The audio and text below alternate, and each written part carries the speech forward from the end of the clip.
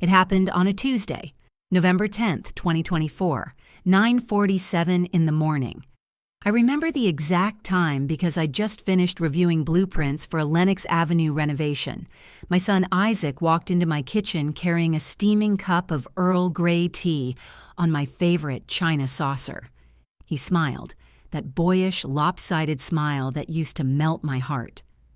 "Here you go, Mom," he said, setting it down gently, "for your nerves." I'm Camille Davenport.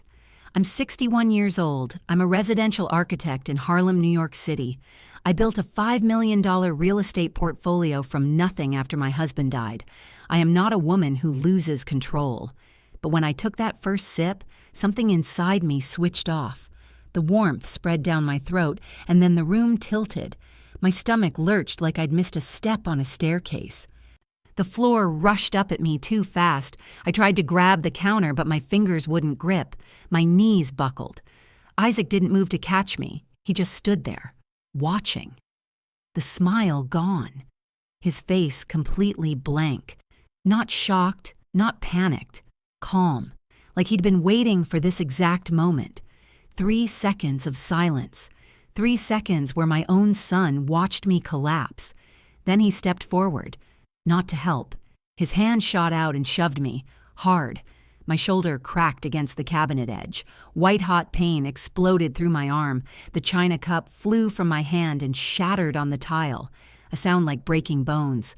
My baby, my only child, just pushed his mother to the ground. Everything went black.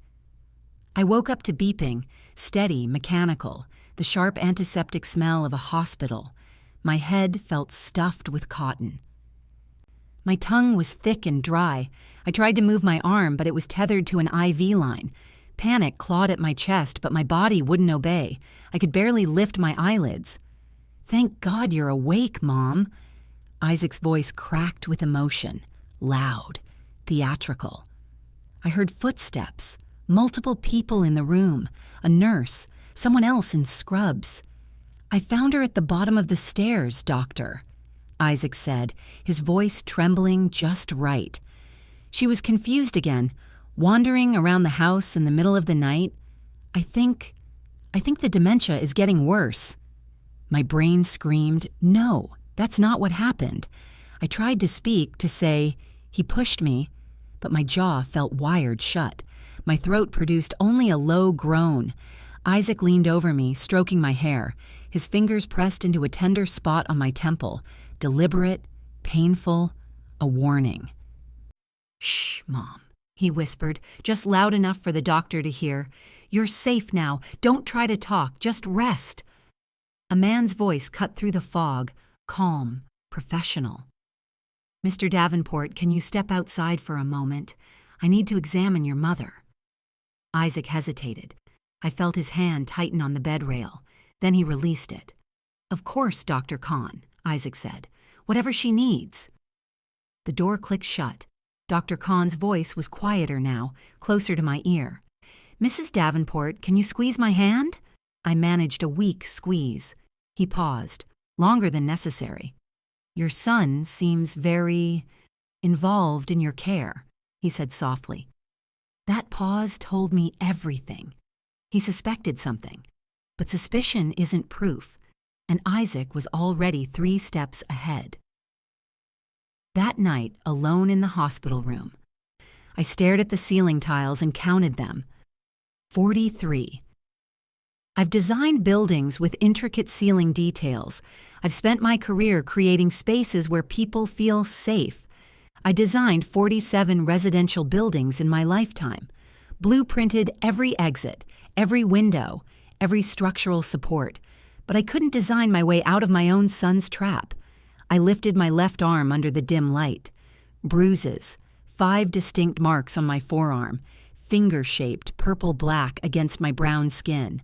Those weren't from a fall. Those were from someone grabbing me. Hard. The fog in my brain started to clear, just slightly, enough for me to piece together the last few weeks.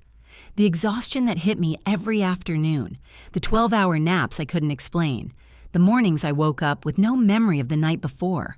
I thought it was age. Menopause, Stress from managing 3 rental properties and 2 active builds. It wasn't. It was the tea. The same tea Isaac had been making me every single morning for 3 months. God, I was such a fool. Have you ever screamed in a dream but no sound came out? That was my life. I was screaming inside my own body, but no one could hear me. My son, the boy I raised, the boy I sacrificed everything for, was erasing me 1 cup at a time. And the worst part? Everyone believed him. The next morning, Dr. Khan discharged me. Isaac signed the paperwork, smiling at the nurses, playing the exhausted but devoted son. They ate it up. One nurse even hugged him. "You're a good man for taking care of her," she said. I wanted to vomit. The wheelchair ride to Isaac's car felt like a funeral procession. He loaded me in, buckled my seatbelt, and closed the door with a soft click. The lock engaged. That tiny sound, click, echoed in my chest like a prison door slamming shut. As we pulled away from Mount Sinai Hospital, I caught a glimpse of my reflection in the side mirror. I looked 10 years older than I had a week ago, hollow, defeated, a ghost in my own skin. Isaac glanced at me, that mask of concern still firmly in place. "We'll get you home and comfortable, Mom. Everything's going to be fine." But I knew the truth. Home wasn't safe anymore. Home was where he could do whatever he wanted. No witnesses, no Dr. Khan, no nurses, just me and the son who'd already proven he was willing to hurt me. My hands started shaking in my lap. I pressed them together to stop the trembling, but it spread through my whole body. Because to understand how I ended up here, drugged, beaten, and gaslit in my own home, you need to know how I let the wolf through the door. Let me take you back to the beginning, to June 15th, 2024, the day Isaac came home. He fooled the doctors. Now he's taking me home. Subscribe to see what he does when no one's watching. And if you're still not subscribing, tell me in the comments. What's holding you back? June 15th, 2024. That's the day Isaac came home. He called me from a Greyhound station in Newark at 11:30 p.m., his voice cracking. "Mom, I need help. The crypto crash wiped me out. I have nowhere else to go." What was I supposed to say? No, he was my son, my only child, the boy I'd raised alone after his father died of a heart attack when Isaac was 12. I'd built an empire so he'd never struggle the way I did. I wanted him to have options, security, a foundation. So I said yes. He moved into the garden suite the next morning with 2 duffel bags and a gaming PC. That should have been my first clue, a 28-year-old man with nothing but clothes and a computer. But I didn't see it that way. I saw my baby, who needed me. "This place is huge, Mom," Isaac said, walking through the brownstone, running his hand along the original crown molding I'd restored myself. "Way too big for one old lady living alone." He laughed when he said it, like it was a joke. I laughed too. God, how naive I was. For the first few weeks, it felt good. I cooked dinner. He ate everything I made, complimenting my jerk chicken and mac and cheese the way he used to as a kid. We watched old movies. He told me stories about his startup that failed, some blockchain investment platform that collapsed when the market tanked. "I was so close, Mom," he'd say, staring at his laptop screen. "If I'd just cashed out 2 weeks earlier, I'd be a millionaire right now." I wanted to believe him. Wouldn't you? He was my son. You want to believe your child is capable. Unlucky, maybe, but not broken. August 20th, 2024, 6:45 p.m. Isaac burst into the living room where I was reviewing contractor bids for a renovation project on 125th Street. His voice was sharp, urgent. "Mom, I need $100 for gas. My card's maxed out." I didn't look up from my laptop. "I don't carry cash, Isaac. Use Venmo, and I'll send it to you tomorrow." Silence. The kind of silence that makes your skin prickle. I stopped typing. The air in the room changed, like the pressure drop before a storm. "Tomorrow?" Isaac's voice dropped an octave. Cold, flat. "I need it now." "Then use the ATM on Lennox." He was across the room before I could finish the sentence. His hand clamped around my forearm like a vice. His fingers dug into the soft flesh above my wrist, grinding into the bone. I gasped, not from pain, though it hurt, but from shock. "Isaac, you're hurting me." He squeezed harder. For 3 seconds, he just stood there, breathing heavily, his grip tightening. I could feel my pulse hammering against his palm. Then, as suddenly as it started, he let go. "Sorry," he muttered, stepping back. His voice shifted back to normal, boyish, apologetic. "I'm sorry, Mom. I'm just stressed. Money's tight, you know? Didn't mean to grab you like that." He walked out. His footsteps echoed down the hallway, heavy, deliberate thuds that shook the floorboards. I sat frozen on the couch, staring at my arm. Red finger marks bloomed across my skin like a bracelet of bruises. My hands were shaking.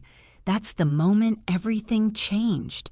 Not all at once, not like flipping a switch, but the air between us was different now, thinner, harder to breathe. I told myself it was nothing. Stress. He'd been through a lot.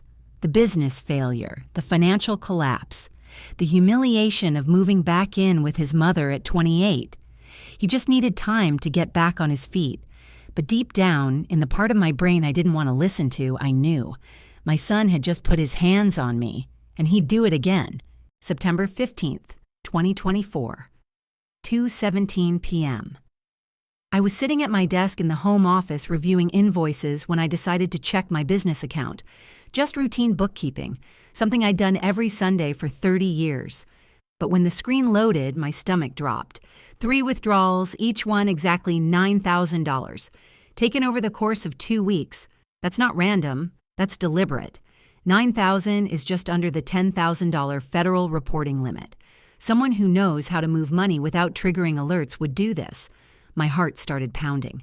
I scrolled through the transaction notes, each one labeled IT infrastructure, server upgrades. I never authorized server upgrades. I don't even have servers. I heard Isaac's footsteps coming down the hallway, that heavy, deliberate walk that made the old floorboards creak. I spun around in my chair as he appeared in the doorway holding his phone. "Isaac, what is this?" I pointed at the screen. $27,000 in withdrawals? He didn't even blink. His voice was calm, almost bored. "For the servers, Mom, remember? You signed off on it 3 weeks ago. We talked about it over breakfast." You did," he interrupted, his tone sharpening just slightly. "You were reading the Times. I showed you the quote.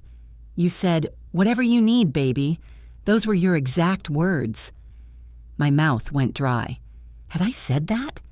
I'd been so foggy lately, sleeping 12 hours a day, waking up exhausted. Maybe I had agreed to something and forgotten. "Isaac, I don't remember." "Mom." His voice dropped lower, softer, the voice you'd use with a confused child. "You're forgetting things. A lot of things. I'm worried about you." I wanted to argue.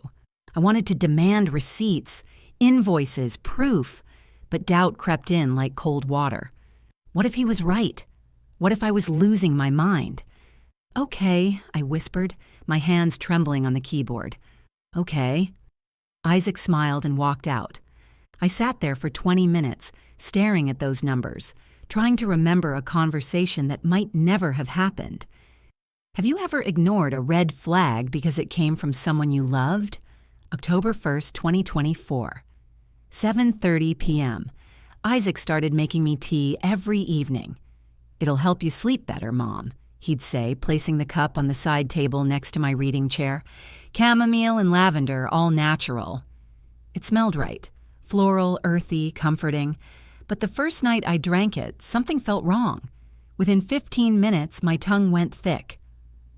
The room started tilting, just like it had on the day I fainted. But this time, I was sitting down. My arms felt like they weighed 100 pounds each. I tried to stand, to walk to the bathroom, but my legs wouldn't hold me. "Isaac?" My voice came out slurred, garbled. "Isaac, something's wrong." "You're just tired, Mom." His voice echoed from somewhere far away. "Let me help you to bed." I don't remember him carrying me upstairs. I don't remember getting into bed. The next thing I knew, sunlight was pouring through my bedroom window, and my phone was buzzing on the nightstand. 12 missed calls, 4 voicemails. I grabbed the phone. My hands were shaking so badly I could barely unlock it. The first voicemail was from my client, Mrs. Patterson, her voice tight with irritation. "Camille, where are you? We had a 9 a.m. meeting scheduled. This is completely unprofessional." 9 a.m.? I glanced at the clock. 12:43 p.m. I'd slept 15 hours. Isaac appeared in the doorway with another cup of tea. "Morning, sleepyhead. You were really out of it last night." What happened? My throat felt like sandpaper. I missed a meeting. "You were rambling, Mom, talking about Dad like he was still alive, asking me to tell him dinner was ready." His voice was gentle, concerned. "I think you need to see a doctor." I don't remember any of that." "I know." He set the tea on my nightstand. That's what scares me. The worst part? I believed him.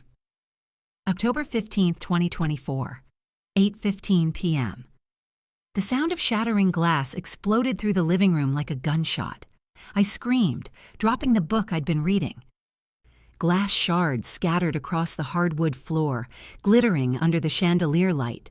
A brick, a red construction brick, sat in the middle of the debris, something white attached to it with rubber bands. Paper, a note. Isaac came running from upstairs. "What the hell?" I started toward the brick, but he grabbed my arm, pulling me back. "Don't touch it. There's glass everywhere. There's a note. Stay here." His voice was sharp, commanding. He grabbed the brick, tore off the note, and shoved it into his pocket in one swift motion. "Isaac, what does it say?" "It's nothing," he said, his voice suddenly lighter. "Fake. Just kids. Probably a baseball game gone wrong." "That's not a baseball, that's a brick, with a note." "Mom, you're paranoid." He pulled his phone out, already walking toward the window. "I'll call someone to board this up tonight." But I heard him. As he stood by the broken window, staring out into the dark street, I heard him whisper into the phone, his voice cracking with fear. "I'm working on it. I just need more time, please." He wasn't talking to a glass repair company. I watched him pace back and forth, checking the blinds every 30 seconds like someone was out there, watching, waiting. My son was terrified, and whatever he was terrified of, it had just thrown a brick through my window. October 20th, 2024, 3 p.m. The doorbell rang. I was upstairs in bed, again too exhausted to move, but I heard Esther's voice from the foyer, clear, strong, familiar. "Isaac, I need to see your mother. She hasn't returned my calls in 2 weeks." Esther Banks, my business partner for 15 years, my best friend. The godmother of the son who was currently blocking her from entering my house. "She's having a bad day, Esther." Isaac's voice was smooth, apologetic. "She doesn't really know who she is right now. The dementia is progressing." My blood ran cold. "Isaac, your mother doesn't have dementia." "I'm getting her evaluated next week," he continued, speaking over her. "It's not safe for visitors right now. She gets agitated." I tried to sit up, tried to yell. My mouth opened, but only a weak groan came out. The tea from an hour ago was still working through my system, turning my muscles to jelly. "Esther," I managed to croak, but it came out as a whisper. "I'm sorry, Esther. I'll have her call you when she's lucid." The door closed. Click. Lock. I heard Esther's muffled voice from outside. "Isaac, if you don't let me see her." Her voice faded. Footsteps down the brownstone steps, a car door slamming. Isaac's footsteps climbed the stairs, slow, deliberate. He appeared in my bedroom doorway, his silhouette backlit by the hallway light. "You need to stop trying to contact people, Mom," he said quietly. "They're going to think you're crazy, and when crazy old ladies make accusations, nobody listens." He closed the door. I was alone, drugged, imprisoned in my own home. He just told my best friend I don't know who I am. Subscribe to see how much worse this gets. And if you're still not subscribing, tell me in the comments. What's holding you back? October 25th, 2024. Morning. I woke up with pain shooting through my right shin, sharp throbbing like I'd been kicked. I pulled back the blanket and stared at the bruise, deep purple, the size of a grapefruit spreading from my ankle to my knee. I didn't remember hitting anything. I limped downstairs, gripping the banister with both hands. Isaac was in the kitchen making breakfast. Scrambled eggs, toast, orange juice lined up on the counter like a perfect Norman Rockwell scene. "Isaac, look at this." I lifted my pajama leg, showing him the bruise. "What happened?" He set down the spatula. His voice went soft, careful. "Mom, you don't remember?" "Remember what?" "Last night." He sighed, running his hand through his hair. "You had another episode. You were screaming about shadow people in your room. I heard you banging into the dresser over and over. I tried to calm you down, but you didn't recognize me." My throat tightened. I don't remember any of that." "I know." He pulled out his phone, tapping the screen. "I recorded it. I thought maybe if you saw yourself, you'd understand how serious this is getting." He turned the phone toward me. The video showed my bedroom, dark except for the glow of the hallway light. I was in bed, sleeping, my chest rising and falling slowly, peacefully. That's it. Just me sleeping. "Isaac, this is just me." "Watch," he said, his voice firm. I watched.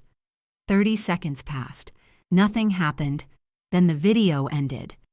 "You were thrashing around right before I started recording," Isaac explained. "I was too scared to film during the worst of it. But you can see how out of it you are." Something inside me cracked. Not broke, just cracked. Because part of me wanted to believe the video proved something. Part of me wanted an explanation for the missing time, the bruises, the fog in my brain. He was rewriting my reality, and I was too sedated to read the script. November 1st, 2024, 6:45 p.m. Isaac slammed a manila folder onto the kitchen table. The sound made me jump, my heart lurching into my throat. "I need $50,000, he said. No preamble, no explanation. "Now." I set down my coffee cup, my hands already trembling. "Excuse me?" $50,000, it's a bridge loan. For the business. I can pay you back in 3 months with interest." "Isaac, you already took $27,000 without asking." "I didn't take anything." His voice exploded through the kitchen. "You authorized it. How many times do we have to go over this?" I stood up, my chair scraping against the tile. "I'm not giving you $50,000, not until you explain what's happening. The withdrawals, the brick through the window, the phone calls." He grabbed a plate from the dish rack and hurled it against the wall. It shattered into a dozen pieces, ceramic shrapnel scattering across the floor. I froze. "Do you want us to die?" he screamed, his voice cracking. "Is that what you want? Because if I don't pay these people back, they will kill us. Both of us. They don't care that you're my mother. They don't care that you're 61 years old. They will put a bullet in your head and leave you in the gutter." My legs almost gave out. I gripped the counter to stay upright. "What people? Isaac, what did you do?" "I made a mistake," he said, his voice dropping to a whisper. "I borrowed money from the wrong people. And now they want it back. With interest." "How much do you owe?" Silence. "Isaac, how much?" "That's not your concern. Just give me the $50,000 and I'll handle it." But I heard it in his voice. The desperation, the fear. $50,000 wasn't going to fix this. $50,000 was a down payment on a debt that would swallow us both. November 3rd, 2024, 4:30 p.m. I was standing at my bedroom window when the black sedan pulled up. Tinted windows, New York plates. It idled in front of the brownstone for 30 seconds before Isaac came running out the front door. I pressed myself against the window frame, watching. Isaac approached the driver's side. The window rolled down halfway, not enough for me to see who was inside. Isaac pulled a thick envelope from his jacket and handed it through the gap. The driver took it. Opened it. I saw a flash of something gold, jewelry, my grandmother's necklace, the one I kept in my bedroom safe. The driver tossed the envelope back into Isaac's chest. He said something I couldn't hear. Then he spat on the pavement, right at Isaac's feet, and drove off. Isaac stood there, shoulders slumped, staring at the envelope in his hands like it had just sentenced him to death. He turned and walked back into the house. I heard the front door slam, then silence. Whoever those people were, they weren't satisfied, and my son had just tried to pay them off with my jewelry. November 8th, 2024, 10:00 a.m. I was in my office reviewing property tax documents when Isaac walked in without knocking. He sat down in the chair across from my desk, folding his hands like we were about to have a business meeting. "Mom, I've scheduled a notary to come next Thursday," he said calmly. "We need to set up some estate planning documents. Power of attorney, mainly." My pen stopped mid-signature. "Power of attorney?" "It's standard for someone your age," he said, his voice infuriatingly reasonable. "Especially with your memory issues. This way, if something happens, I can manage your bills, handle your properties, make medical decisions." "I don't need you to manage my bills." "Mom." He leaned forward, his elbows on my desk. "You missed 3 client calls last month. You forgot to pay the gas bill. Esther told me you sent her a nasty email calling her a thief. Do you even remember writing that?" I didn't. God help me, I didn't remember sending any email to Esther. "This is for your protection," Isaac continued. "I'm not trying to take anything from you. I'm trying to help. The notary will be here Thursday at 2 p.m. All you have to do is sign." He stood up and walked out, closing the door behind him with a soft click. I sat there, staring at the closed door, my heart pounding so hard I could hear it in my ears. This was it, the endgame. Once I signed those papers, he'd have everything, my bank accounts, my properties, my entire life, and I'd be powerless to stop him. November 12th, 2024, 11:30 a.m. Isaac helped me up the brownstone steps like I was made of glass, his hand on my elbow guiding me through the front door, his voice dripping with false concern. "Careful, Mom, take your time." The house smelled the same, lemon polish and old wood, but it felt different, like a trap I'd willingly walked back into. Every shadow in the hallway seemed darker. Every creak of the floorboards felt like a warning. "Let me make you some tea," Isaac said the moment we crossed the threshold. "You must be exhausted from the hospital." My blood went cold. He hadn't even let me sit down yet, and he was already reaching for the kettle. The eagerness in his voice made my skin crawl. He needed me sedated, compliant, silent. "Actually, I'm not thirsty," I said, lowering myself onto the couch. My legs were shaking. "I just want to rest." "Mom, you need to stay hydrated. Doctor's orders." He filled the kettle anyway, his back to me, like my words didn't matter. "I'll bring it to you. Just sit tight." I listened to the water boil, the whistle of the kettle, the clink of the spoon against china. Each sound felt amplified, threatening. My heart was pounding so hard I thought he might hear it from across the room. 5 minutes later, he handed me the cup. Earl Grey. The same tea he'd given me the morning I collapsed. I wrapped my hands around the warm china, feeling the weight of it, and brought it to my lips. I pretended to sip, let the liquid touch my bottom lip, but didn't swallow. When Isaac turned to grab the remote, I tilted the cup toward the potted fern next to the couch and poured. The soil absorbed it silently, dark and wet. I set the empty cup on the side table, my hands trembling. "All done," I said, my voice weak and shaky, playing the role he expected. Isaac glanced at the cup and smiled. "Good, now get some sleep." He left the room. I heard his footsteps climbing the stairs. A door closed. Then silence. I sat there, my heart hammering, staring at the fern. If that plant died in the next 24 hours, I'd have my answer. I'd have proof that my son had been poisoning me for months. 11:47 p.m. The house was dark and silent. I crept downstairs in my socks, avoiding the creaky third step, holding my breath like a burglar in my own home.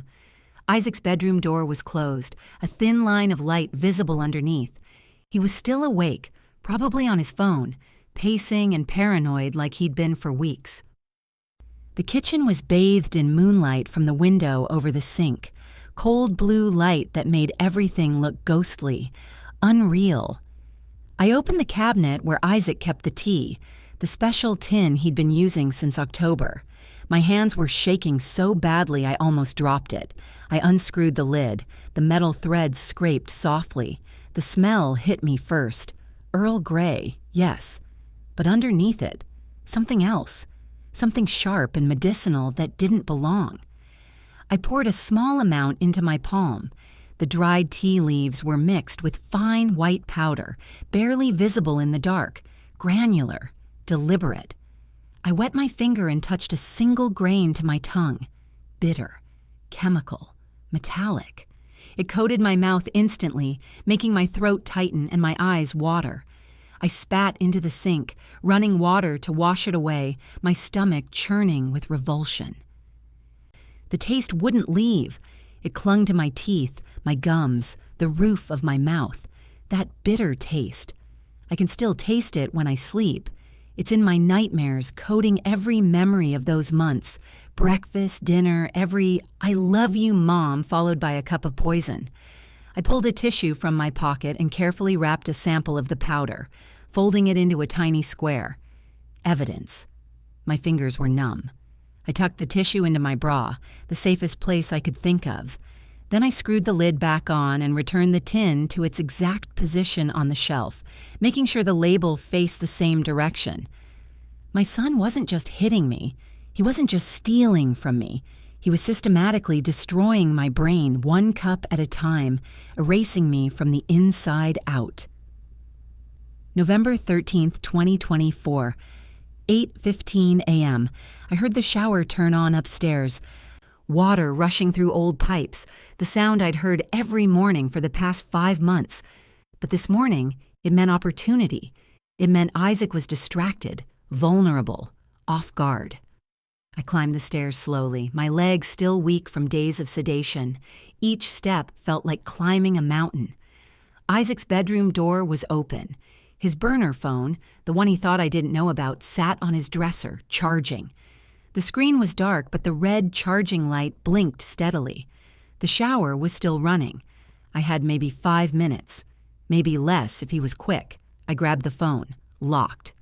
Of course it was locked. I tried his birthday, 04/17/96. The screen unlocked. My heart nearly stopped. Text messages, dozens of them, all from a contact labeled VM Consulting. I scrolled. My hands trembling so badly I could barely hold the phone steady. Each message was worse than the last. October 28. Payment overdue, add 5K penalty. November 3rd. Last warning, pay by no 15 or we escalate. November 10 to Resats. We know where you live. We know about Mommy. 250K or we visit her next. $250,000, $250,000, my entire life's work, liquidated to pay off my son's gambling debts to people who threatened to kill us both. I kept scrolling, found a document, a debt ledger meticulously tracked in a spreadsheet, every withdrawal from my account listed, every piece of jewelry sold, my grandmother's necklace, $8,000, my wedding ring, $12,000, every desperate payment that barely made a dent, the total owed, listed at the bottom in red. $250,000. The shower shut off, and the pipes groaned. Panic flooded my veins. I fumbled for my own phone, the one I'd retrieved from Isaac's electronics to fix box yesterday while he was out, and photographed everything. Screen after screen, my phone camera clicking silently. The texts, the ledger, the threats, the names. I heard the bathroom door open, the squeak of hinges. I shoved the burner phone back onto the dresser and ran. My socks slipped on the hardwood. I caught myself on the banister, my shoulder slamming into the wall. Pain shot through my arm, but I didn't stop. I made it to my bedroom and closed the door just as Isaac's footsteps emerged into the hallway.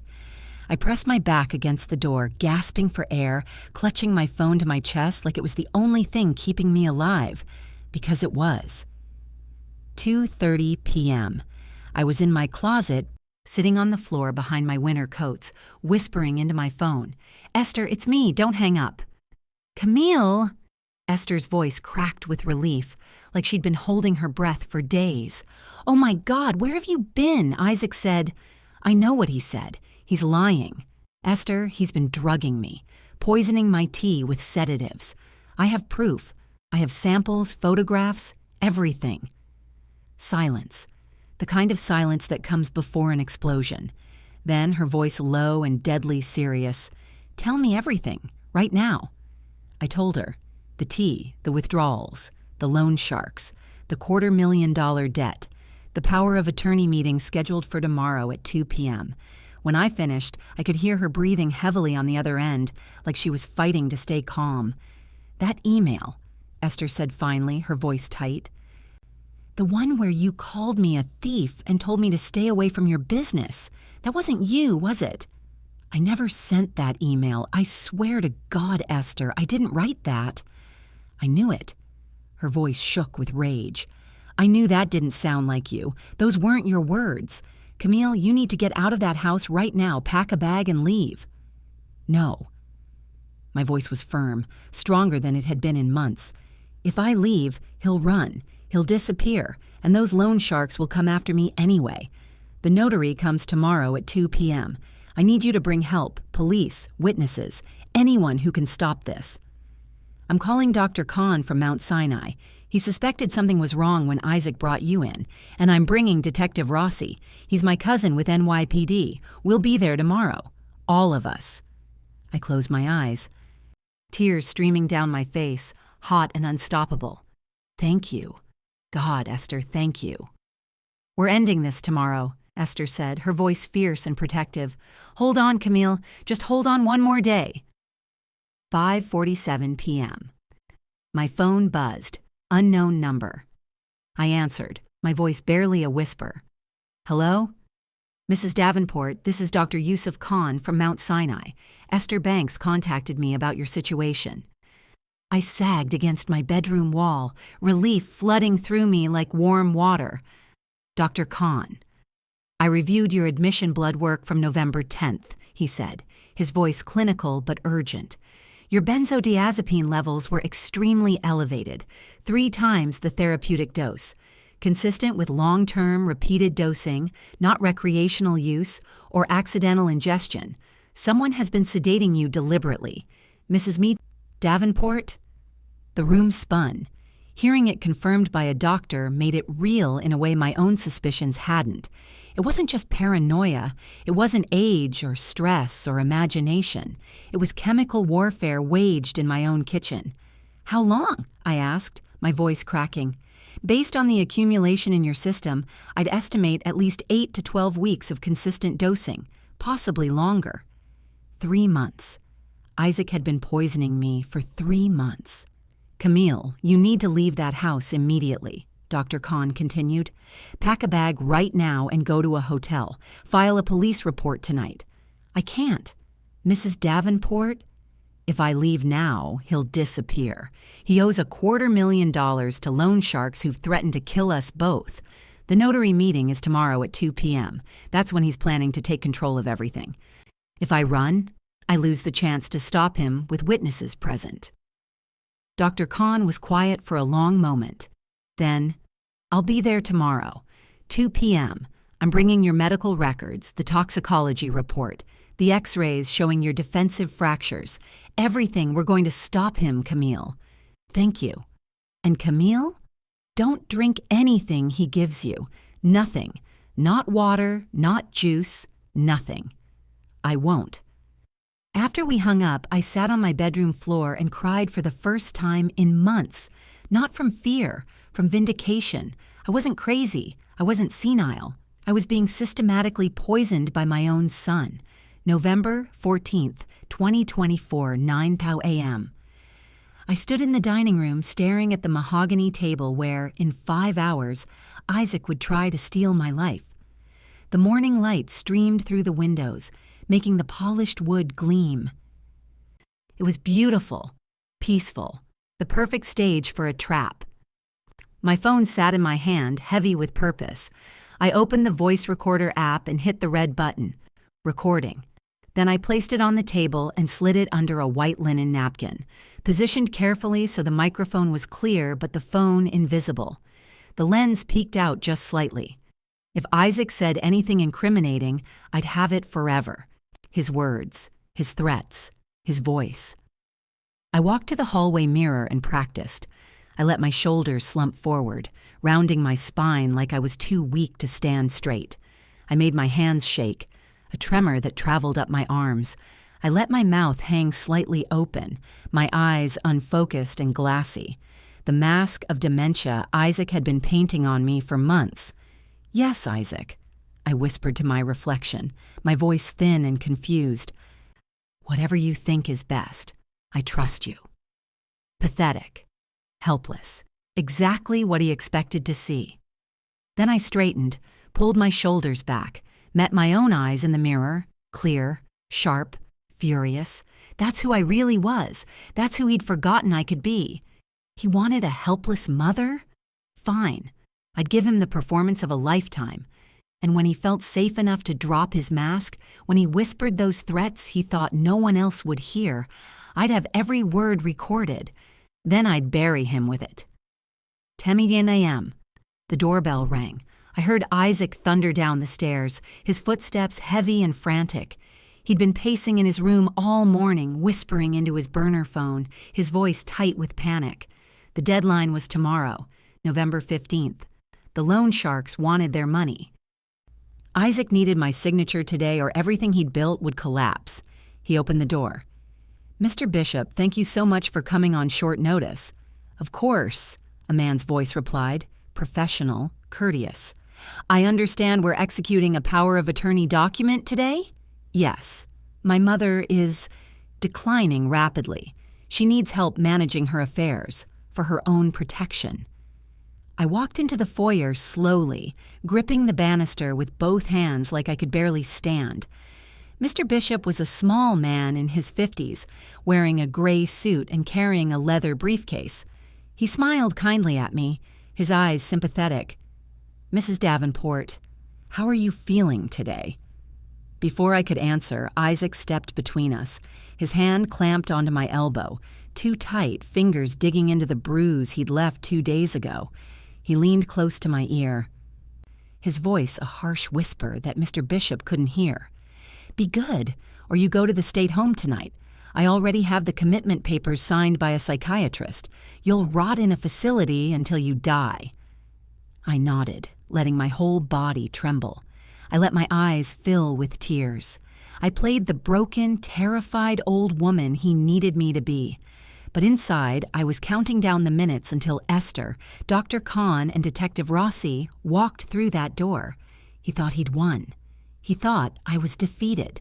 He forgot who taught him how to fight. 10:15 a.m. We sat at the dining room table like it was a business meeting. Mr. Bishop arranged his papers in neat stacks, clicking his pen twice. The sound echoed in the silence. Isaac sat across from me, his leg bouncing under the table so hard I could feel the vibrations through the floor. He was desperate. I could hear it in his breathing, shallow, rapid, like he'd just run a marathon. "Mrs. Davenport," Mr. Bishop began, his voice kind and professional, "I'm going to walk you through this power of attorney document. It's fairly standard. It allows your son to manage your financial affairs and make medical decisions on your behalf should you become incapacitated." "She already is incapacitated," Isaac interrupted, his voice smooth, too smooth. "That's why we're here. Mom's hand shakes pretty badly these days. I'll help her hold the pen when it's time to sign." Mr. Bishop glanced at me. "Is that true, Mrs. Davenport? Do you need assistance signing?" I sat motionless, didn't reach for the pen, didn't move, just stared at the document like it was written in a foreign language. Isaac's voice sharpened. "Mom, we talked about this. Remember? Last night? It's for your safety." I said nothing. Under the table, Isaac's foot shot out and slammed into my shin. The pain was instant, radiating up my leg. I flinched but didn't cry out. "Mom!" His voice dropped lower, warning me. "Don't do this. Sign the paper." I looked up at him. Our eyes met. For the first time in months, I didn't look away. I didn't tremble. I didn't play the weak, confused old woman. "No," I said quietly. Isaac laughed. It was a nervous, high-pitched sound that didn't match his face. "See what I mean, Mr. Bishop? She gets confused. She forgets what we discussed." "I'm not confused, Isaac." My voice was clear, strong, each word deliberate. "I'm not signing anything." Mr. Bishop shifted in his seat, his pen hovering over his notepad. "Mrs. Davenport, if you have concerns about this document—" "She doesn't have concerns," Isaac snapped. "She doesn't know what day it is half the time. Tell him, Mom. Tell him about the shadow people you see in your room." I reached under the napkin and pulled out my phone. The screen was still lit, the recording app still running. I'd captured every word from the moment Mr. Bishop arrived. "Am I confused, Isaac?" I asked, my voice steady. "Let's ask Mr. Bishop. Let's let him hear what you really think of me." Isaac's whole body went rigid. "What are you—" I hit play. The room filled with the tinny sound of the recording from this morning. Isaac's voice, raw and vicious, cut through the silence like a knife. "Sign it, you old hag, or you'll fall down the stairs again. Next time, I won't call the ambulance. I'll let you rot at the bottom." Mr. Bishop's pen dropped. It clattered against the table, then fell to the floor. The recording continued. Isaac's voice cold and calculated. "The notary won't suspect anything. You'll sign, I'll get the money, and those animals will leave us alone. And if you don't, state psychiatric facility. I already have the paperwork." I stopped the recording. The silence that followed was deafening. He thought I was too drugged to fight back. Subscribe to see how this monster gets exactly what he deserves. And if you're still not subscribing, tell me in the comments. What's holding you back? Mr. Bishop stood up, his chair scraping loudly against the hardwood. His voice was shaking. I cannot be part of this. Mrs. Davenport, I'm calling the police." "That won't be necessary," I said calmly. "They're already on their way." Isaac lunged. He threw himself across the table, scattering papers everywhere. His hand shot out, grabbing for my phone. "Give it to me." I jerked back, clutching the phone to my chest. My chair tipped and I stumbled, but I didn't fall. I held my ground. "You're done, Isaac," I said, my voice like steel. "It's over." "You don't understand." His voice cracked, desperate and wild. "Those people will kill us both. I did this for us. I was trying to save you." "By drugging me?" I held up my other hand, the tissue sample wrapped inside. "By poisoning my tea for 3 months, by stealing my jewelry, my money, my life." "You made me do this," Isaac screamed, spit flying from his mouth. His hands were shaking, his whole body vibrating with rage. "If you'd just given me the money when I asked, none of this would have happened. But no, you had to question me, doubt me, treat me like a failure." Mr. Bishop backed toward the door, his briefcase clutched to his chest. "I'm leaving, right now." Isaac whirled on him. "You're not going anywhere. You saw nothing. She's crazy. She attacked me." "I heard the recording," Mr. Bishop said, his voice trembling but firm. "I heard you threaten to kill your own mother." Isaac's voice turned venomous. "She's a senile old woman who doesn't know what's real anymore. I'm her son. Who are they going to believe?" I stepped forward, standing between Isaac and the notary. My legs were shaking, but my voice wasn't. "They're going to believe the medical evidence. The toxicology report showing benzodiazepines in my system. The x-rays showing defensive fractures. The bank records showing $27,000 stolen. The text messages on your burner phone from loan sharks threatening to kill us both." Isaac's mouth opened. No sound came out. "I have it all, Isaac," I continued, my voice rising. Every piece of evidence, every lie, every threat, and in about 30 seconds the police are going to walk through that door and you're going to prison. No. Isaac's voice was a whisper, then louder. No, you can't do this to me. I'm your son. You stopped being my son the day you put your hands on me. The sound of a key turning in the front door lock echoed through the house. Isaac's head snapped toward the sound. His whole body tensed, like a trapped animal looking for escape. The door swung open. Esther burst through the door first, her key still in her hand. Behind her, 2 uniformed NYPD officers, their boots heavy on the hardwood floor. Then Dr. Kahn, carrying a tablet, his white coat still visible under his jacket. And behind them all, a man in a dark suit, Detective Rossi, Esther's cousin. Isaac froze. He was still standing by the table, his hand outstretched where he'd been reaching for my phone. Trapped. Cornered. The color drained from his face. "Camille!" Esther rushed to me, her hands on my shoulders. "Are you okay?" "Did he hurt you?" "I'm fine," I said, though my whole body was shaking now that it was over. "I'm okay." Detective Rossi stepped forward, his badge clipped to his belt. "Isaac Davenport?" Isaac's voice came out strangled. "Yes.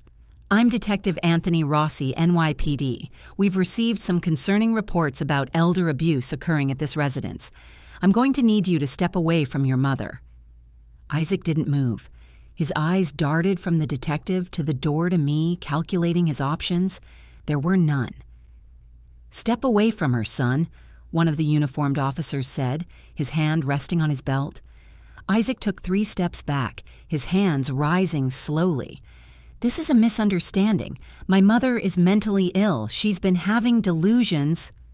"Save it," Dr. Kahn interrupted, his voice cutting through Isaac's excuses like a scalpel. He stepped forward, holding up his tablet so everyone could see the screen. "I'm Dr. Yusuf Khan, emergency physician at Mount Sinai. I treated Mrs. Davenport 4 days ago when her son brought her in claiming she'd fallen down the stairs." "She did fall!" Isaac's voice climbed higher, desperate. "I found her at the bottom." "She didn't fall," Dr. Kahn said, his voice cold and clinical, "and I can prove it." Dr. Kahn turned the tablet toward Detective Rossi, but spoke loud enough for everyone to hear. "These are Mrs. Davenport's X-rays from her admission on November 10th. Note the fracture pattern on the left ulna." He zoomed in on the image, pointing with his finger. "This is a spiral fracture. It occurs when the arm is twisted with significant force. You see them in domestic violence cases when someone raises their arm to block a punch or a grab." Isaac's voice cracked. "She's old. Old people break bones all the time." "You're right," Dr. Kahn said, not even looking at him. "But elderly people who fall get impact fractures to the wrist or hip. They land on an outstretched hand or on their side. They don't get defensive spiral fractures unless someone is hurting them." He swiped to another screen. "And then there's the toxicology report. Mrs. Davenport's blood showed benzodiazepine levels 3 times the therapeutic dose, consistent with long-term systematic drugging." "She takes those for anxiety," Isaac shouted. "She's been taking them for years." I spoke up, my voice steady. "I've never taken benzodiazepines in my life. I don't even take aspirin." "My medical records will confirm that." Dr. Kahn nodded. "I already pulled them. No prescriptions for any sedatives. Ever." Isaac's hands were shaking now. "This is insane. You're all crazy. She attacked me. She's dangerous." Detective Rossi pulled out a notebook. "Mr. Davenport, were you aware that your mother has filed a police report detailing physical abuse, financial exploitation, and elder endangerment? She's lying." "We also have the recording Mrs. Davenport made this morning," Rossi continued calmly. "The one where you threatened to let her rot at the bottom of the stairs. Would you like to explain that?" Isaac's mouth opened and closed. No sound came out. "We have photographs of her bank statements showing $27,000 in unauthorized withdrawals," Rossi said, flipping through his notes. We have text messages from your phone to loan sharks confirming a debt of $250,000. We have a tissue sample Mrs. Davenport collected from the tea you've been serving her, currently being tested for controlled substances. I was helping her. Isaac's voice broke into a sob. I was trying to protect her. Those people were going to kill us both. By stealing from her? I asked quietly. By beating me? By drugging me until I couldn't remember my own name? Isaac turned to me, tears streaming down his face. Mom, please, I'm sorry. I didn't mean. I was desperate. I didn't know what else to do. You could have asked for help, I said, my own eyes burning. You could have come to me honestly. You could have been my son instead of my abuser. I am your son. No. The word came out firm, final. I changed your diapers. I paid for your schools. I loved you more than my own life. But the son I raised died the moment he raised his hand to me. You're just a stranger in my house. Detective Rossi nodded to the uniformed officers. Isaac Davenport, you're under arrest for elder abuse, assault, grand larceny, and fraud. No, you can't. Isaac tried to back away, but there was nowhere to go. The officers moved in, pulling his arms behind his back. The metallic click of handcuffs echoed through the dining room. You have the right to remain silent, one officer began. Isaac wasn't silent. He screamed, thrashing against the officers holding him. This is her fault. She made me do this. If she'd just given me the money, none of this would have happened. Mom, tell them you forgive me. I stood there, watching them drag my son toward the door. Esther's arm was around my shoulders, holding me up. Dr. Khan stood beside us, a witness to the end. Mom, please! Isaac's voice was raw, desperate, breaking. I'm your baby, your only son. You can't do this to me. I didn't answer. I couldn't. Because if I opened my mouth, I would break. They pulled him through the front door. His screams faded as they took him down the brownstone steps. A car door slammed. An engine started. And then he was gone. The house fell silent. I stood in the dining room where I'd eaten 1,000 meals, celebrated birthdays, hosted Christmases. The table was still covered with the unsigned power of attorney papers. My phone lay where I'd set it down, the recording that had saved my life still on the screen. Esther's voice was soft. Camille? I couldn't speak. I just nodded. Let's get you out of this house, she said gently. Dr. Khan stepped forward. I'm recommending a full medical evaluation, detox from the benzodiazepines, physical therapy for the injuries, and psychological support. Okay, I whispered. It was all I could manage. As we walked toward the door, I glanced back one last time at the dining room, at the table where my son had tried to steal my life. He thought he had won. He thought I was too weak, too drugged, too broken to fight back. He forgot who taught him how to win. November 16th, 2024, 2:47 a.m. The hospital room was dark except for the green glow of the monitors. My body wouldn't stop shaking, not from fear this time, from withdrawal. The benzodiazepines were leaving my system, and every nerve ending was screaming in protest. Dr. Khan sat in the chair next to my bed, his voice calm and steady. The tremors will last another 48 hours. Your body became dependent on the sedatives. We're tapering you down slowly to avoid seizures. How bad is it? I asked, my teeth chattering despite the warm blanket. You're lucky, he said quietly. Another month of that dosage and we'd be looking at permanent cognitive damage, memory loss, motor function decline. He was erasing you, Camille, systematically. A knock on the door. Detective Rossi entered, still in his suit despite the late hour. Mrs. Davenport, I wanted to update you personally. We tracked down VM Consulting, the loan sharks Isaac owed money to. They've gone underground now that police are involved. The heat's too high. You're safe. And Isaac? He's being held without bail. The DA is charging him with elder abuse, assault in the second degree, grand larceny, and fraud. With the recording, the medical evidence, and the financial documents, this is an open and shut case. I nodded, too exhausted to feel relief. What happens now? His lawyer will likely advise a plea deal, Rossi said. A trial would destroy him. The jury would hear that recording. They'd see the x-rays. He'll take the deal. After he left, I stared at the ceiling tiles. 43 of them, just like the hospital room 4 days ago. But this time, I was lucid, clear, free. They say blood is thicker than water, but sometimes blood is just toxic. December 20th, 2024, 10:00 a.m. The courtroom smelled like old wood and floor polish. I sat in the gallery next to Esther, my hands folded in my lap. Isaac sat at the defendant's table in an orange jumpsuit, his wrists cuffed. He'd lost weight. His hair was unkempt. He didn't look like my son anymore.